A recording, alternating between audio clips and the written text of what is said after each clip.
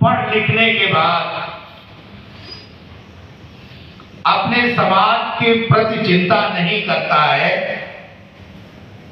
वही समाज सबसे ज्यादा पिछड़ा रहता है। डॉक्टर अंबेडकर जी ने लिखा है। तो हम लोग आ चुके हैं अपने अड्डे पे और मेरे को कोई अंदर रोक नहीं सकता जाने से, क्योंकि मेरे पास है इनविटेशन। तो और अभी चलेंगे अंदर और देखेंगे क्या तिमता पड़ा होने वाला है। चलो अंदर चलते हैं। ये हमें जहाँ पहुँचना था पहुँच चुके हैं। ये आरबीआई बैंक है इधर, और शायद कोई बुक लॉन्च है यहाँ पे, मुसहर समाज का इतिहास विज्ञान।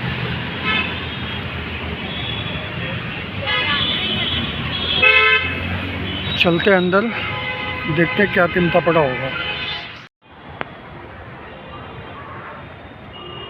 ये बत्तख का भी सीन है भाई कुछ इधर। और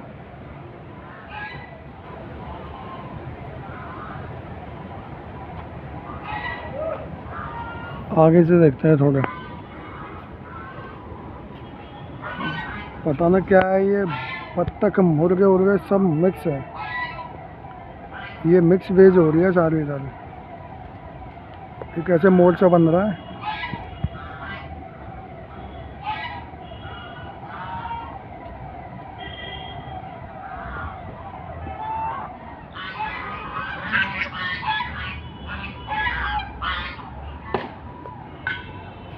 और गार्ड साहब ने कुत्ते की फाड़ दी भाई, मार दिया उसमें ईंट।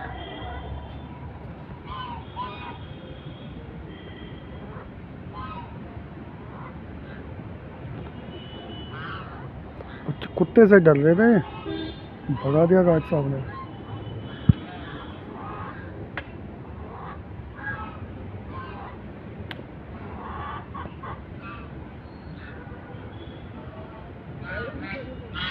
सारे के सारे शांत हो गए भाई। डुग्गू के ब्लॉग में मैं भी आऊँगा, माय डियर डुग्गू। ये हमारे मोनू जी कुछ कहना चाह रहे हैं चैनल के बारे में। हाँ क्या कर, डुग्गू को भी आप यहाँ बच्चों के पास लाएं। जैसा डुग्गू है वैसे ही बतख है, मासूम से भले से। पर डुग्गू हमारा डुग्गू है, डुग्गू के पापा उससे भी डुग्गू हैं। इन्होंने बत्तख को डुग्गू को सब मिक्स वेज कर दिया भाई। तो कह रहे हैं कि यहाँ पे एक बार लेके आए हैं डुग्गू को। बच्चे तो हैं, छोटे बच्चे खुश हो जाते हैं देख के, ज़रूर लेके आएंगे। ये आ गया कॉन्स्टिट्यूशन क्लब ऑफ इंडिया, इसी में प्रोग्राम है और हमें कोई रोक भी नहीं सकता क्योंकि हमारे पास है इनविटेशन। देखने में तो जानदार लग रहा है। पानी का बहुत वेस्ट है इधर।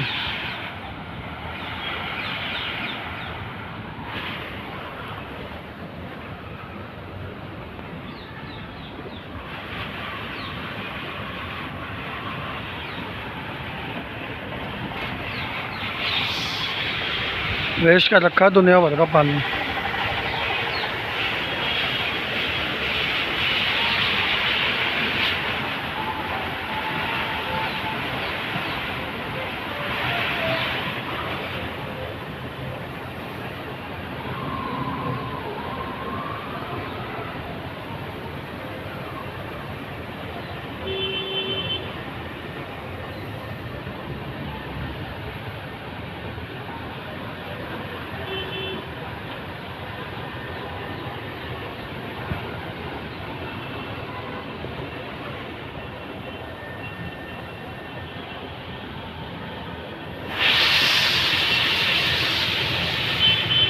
मिलेंगे जल्दी।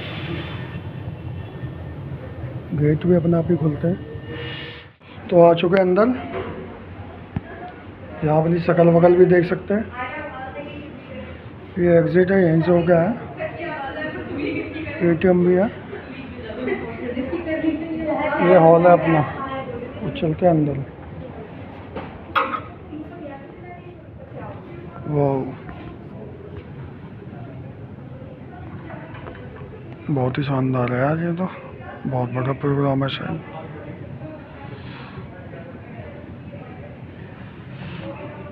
खाली पड़ गया मुझे अभी।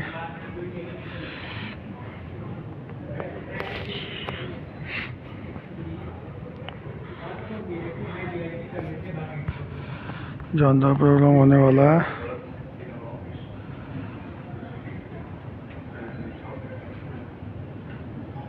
फोटो ले रहा भाई।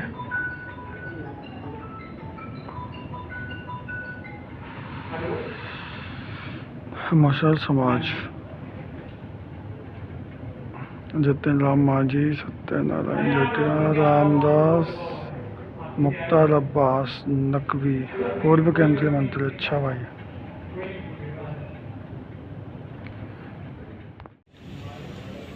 कैमरे पर टाइम पास कर रहे हैं।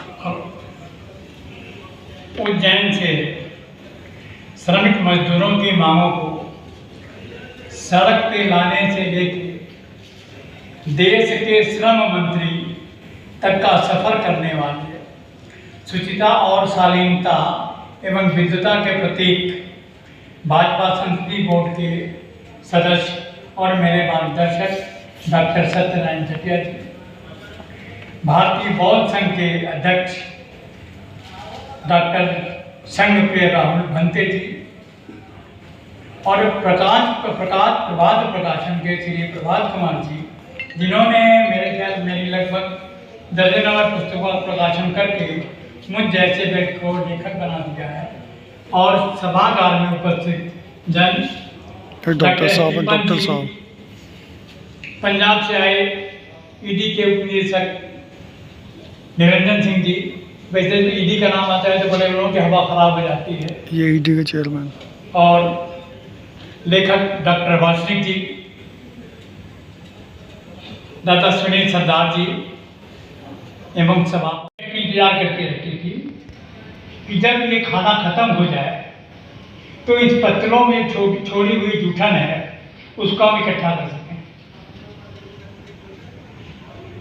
तो आप ये देखिए, एक ऐसा समाज है हमारे हिंदुस्तान में जिसकी ये विसंगति है। और ये प्रभात जी ने बता दिया कि समाज के कितने बहादुर व्यक्तित्व के लोग रहे हैं। तिलका मांझी, जिन्होंने 1771 में ईस्ट इंडिया कंपनी के विरुद्ध जहाज छेड़ दिया था और फांसी पे चढ़ गए थे। यानी जो हमारा 1857 की जिसको बोलते पहली क्रांति, उससे 84 साल पहले।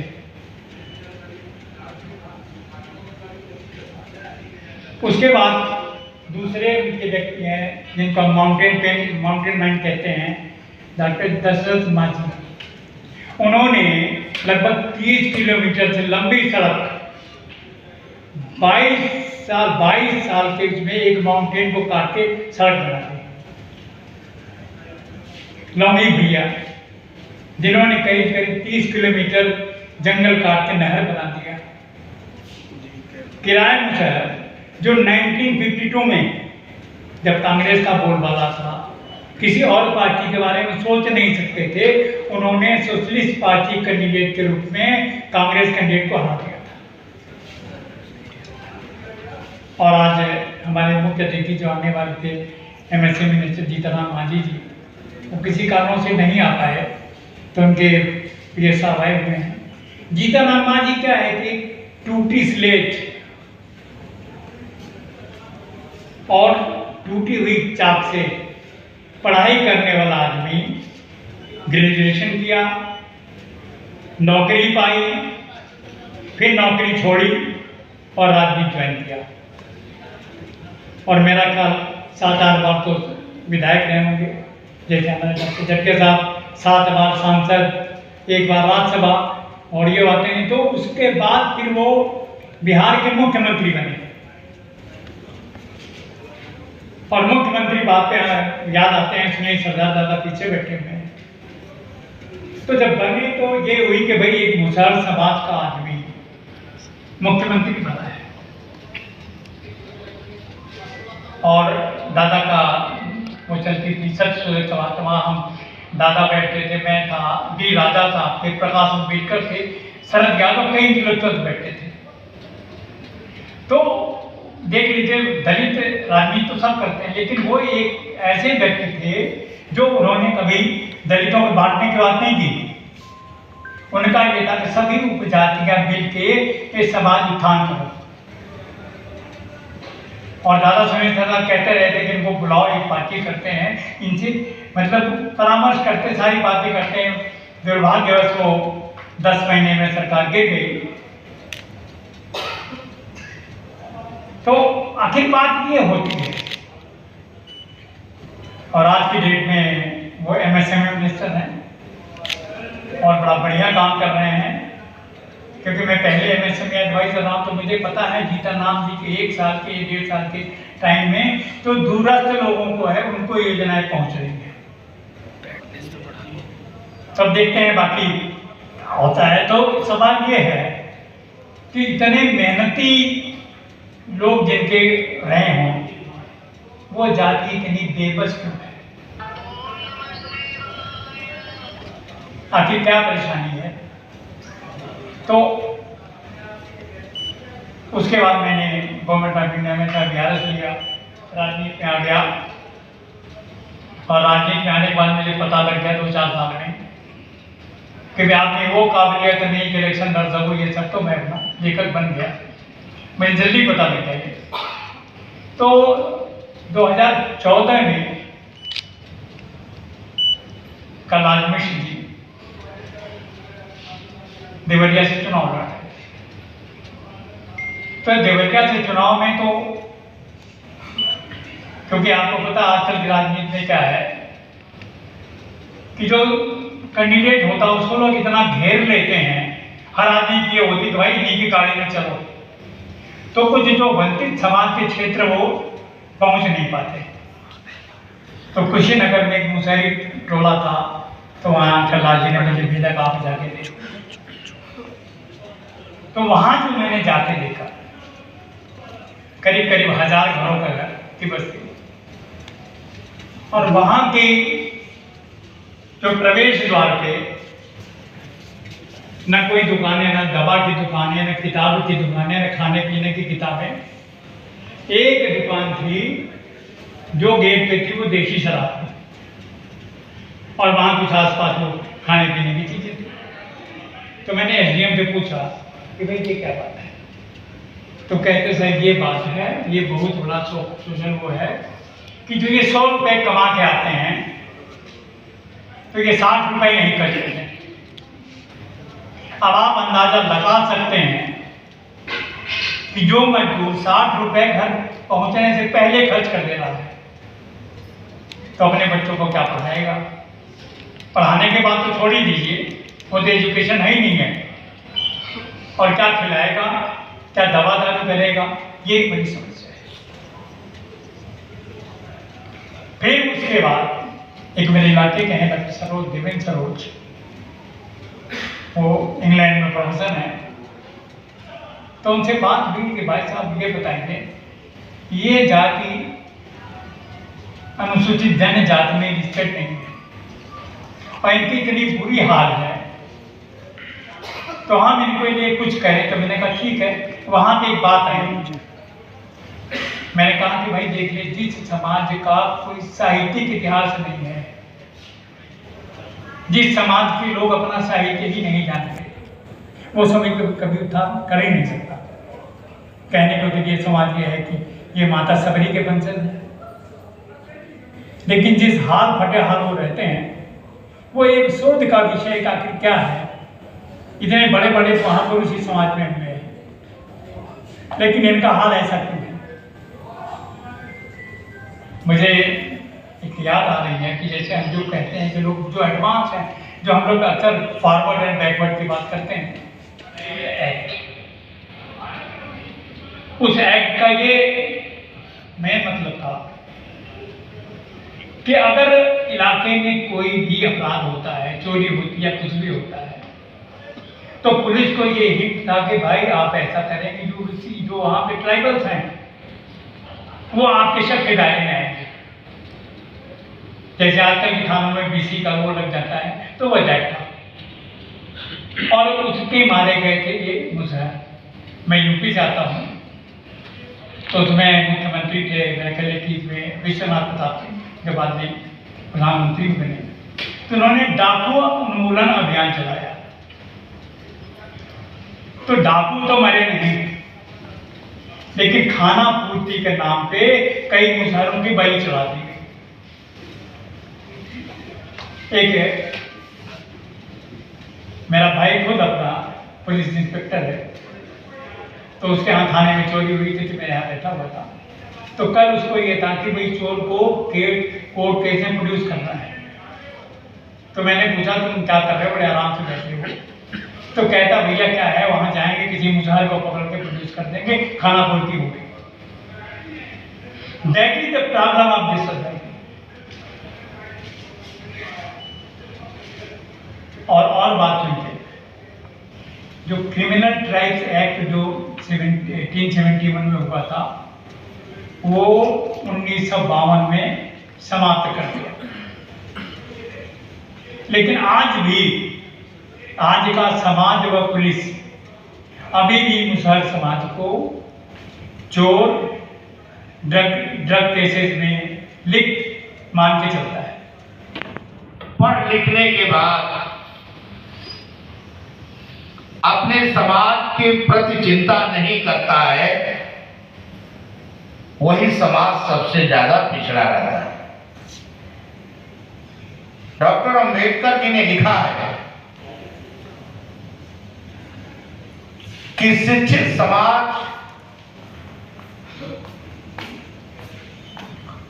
जो होता है, उसको अगर अधिकार नहीं मिलता तो अधिकार वो छीनता है जब वो शिक्षित बन जाएगा। मुसहर समाज आज भी उत्तर प्रदेश, बिहार और झारखंड में आज भी पीछे है। बहुत सारे लोगों का नाम लिया गया है। जीतन राम मांझी जी बिहार के मुख्यमंत्री भी बने और आज सरकार में बहुत अच्छा मंत्रालय है उनके पास। वो मंत्रालय है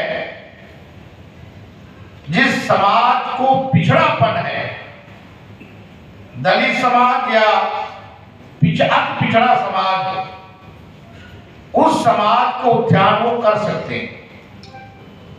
छोटी छोटी कंपनियां उनमें हैं, अगरबत्ती बनाने की, मोमबत्ती बनाने की, बटन बनाने की, लड्डू बनाने की, घरों में अचार बनाने की, बहुत सारी कंपनियां उनके पास हैं।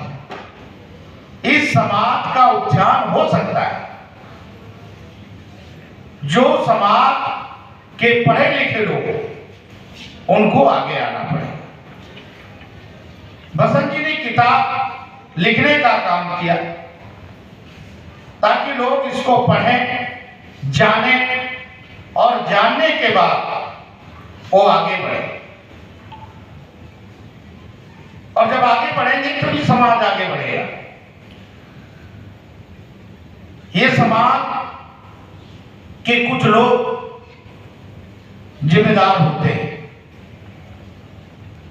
मैंने आजकल देखा है कि दलित समाज में भी, अब तो मुसहर समाज शायद दलित समाज से जुड़ा है, आदिवासी में शायद नहीं आया, लेकिन आया है, नहीं आया, लेकिन दलित समाज से जुड़ा है। पंडित दीनदयाल उपाध्याय जी ने अंत्योदय का बहुत बड़ा उन्होंने भार लिया और उन्होंने कहा कि पिछले पंक्ति में बैठा व्यक्ति को आगे कैसे लाया जाए, उसके लिए उन्होंने काम चालू किया।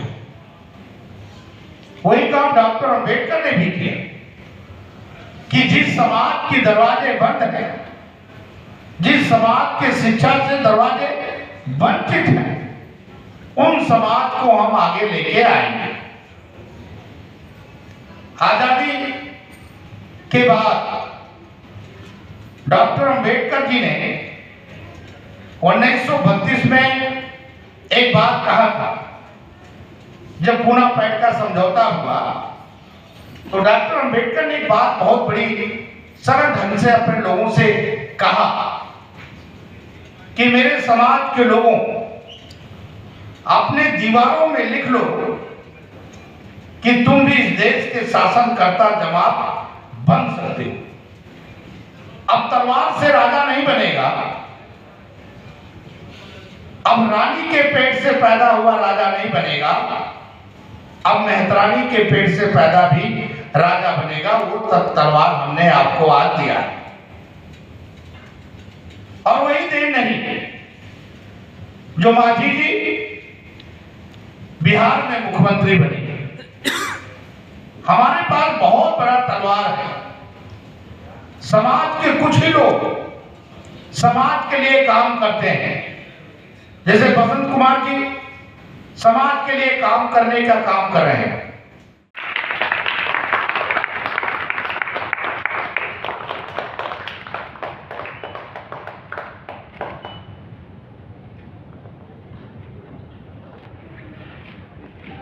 ये होगा लॉन्च।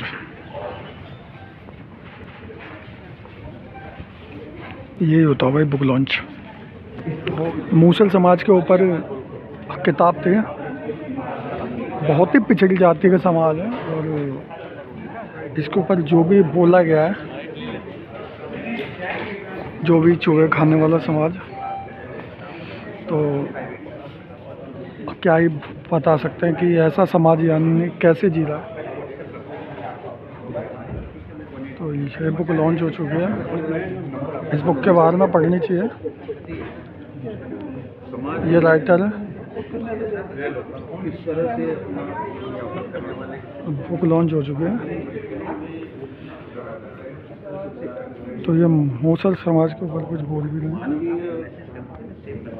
संवेदना जहाँ तक पहुँची नहीं है और ऐसे लोगों का इस पुस्तक में उल्लेख किया गया है।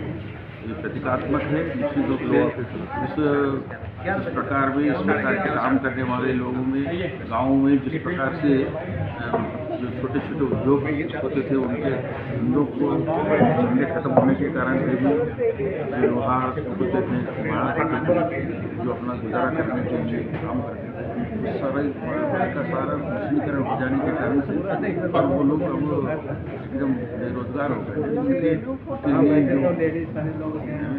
तो अगर आप लोग को भी मूसल समाज के बारे में जानना है, मूसल समाज का इतिहास और योगदान, बुक को पढ़ें, बहुत ही अच्छी बुक है और जो पुराना समाज है उसके बारे में बताया गया है। बाकी दोस्तों आज के लिए इतना ही। कॉन्स्टिट्यूशन क्लब ऑफ इंडिया में बुक लॉन्च थी। बाकी मिलते हैं नेक्स्ट वीडियो में। आप सब अपना ध्यान रखें। Bye bye, take care.